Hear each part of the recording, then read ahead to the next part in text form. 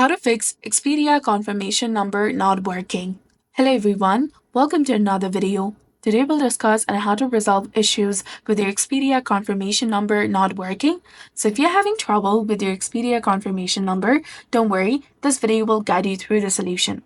So log into your Expedia application first. Check your ticket number if you're trying to claim missing miles or access your booking. Make sure that you have the correct ticket number, and remember that Expedia confirmation numbers are different from ticket numbers, and the ticket number is essential for things like claiming miles or accessing bookings.